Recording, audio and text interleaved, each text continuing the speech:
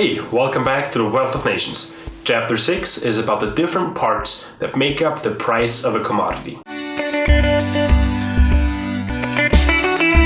So what does make up the prices of commodities? The first factor that Smith identified was labor. First of all, it seems that the quantities of labor necessary for acquiring or producing something play an important role. For example, if a chocolate Santa takes 2 hours to produce and a cookie takes 1 hour to produce, common sense would indicate that the chocolate Santa is worth more money than the cookie. However, time is not the only thing that's important when we're looking at labor. The second factor seems to be how hard that labor is. For example, working out in the cold, carrying heavy stuff, or working with dangerous objects. Today, some jobs will pay you hazard pay for your hardship. And the third factor is the skill required from the person to create this product or service. It takes a lot more time and effort to become a software engineer than to become a cashier at McDonald's. So to sum up the three factors determining the compensation of the laborer seem to be how long does it take, how much skill is required, and how hard is that labor. Someone might get paid more if they work longer hours,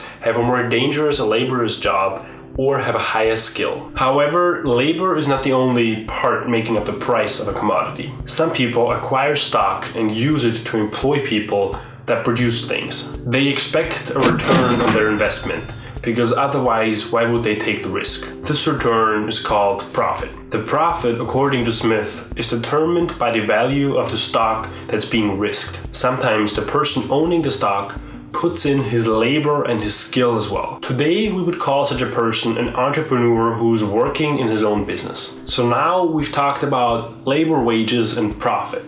But according to Smith, there's a third component making up the prices of a commodity: rent. It's as simple as landlords giving people their land in return for rent. In every society, the price of every commodity finally resolves itself in some form or the other, or all of those three parts.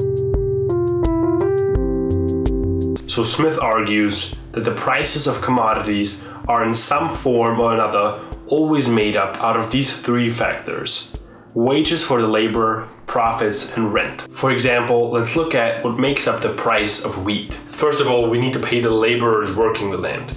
Secondly, the farmer needs to make a profit. And thirdly, the landlord renting out the land wants some money for that too. You can take this example further by looking at the price of bread. It also can be divided up in these three parts. According to Smith, that's possible with any commodity. The more advanced the commodity, the more steps it takes to produce it, the more complicated is the process of dividing up these parts. Smith then takes a more broad perspective again to look at society.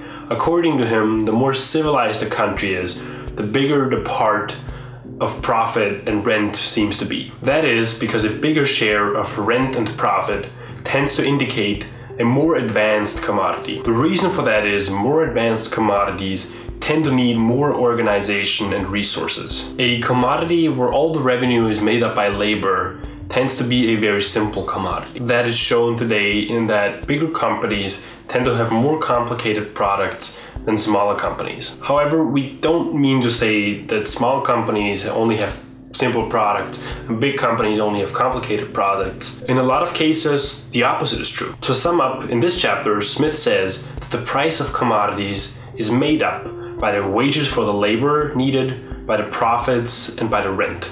However, it is important to say that not all of these components need to be part of the price of the commodity.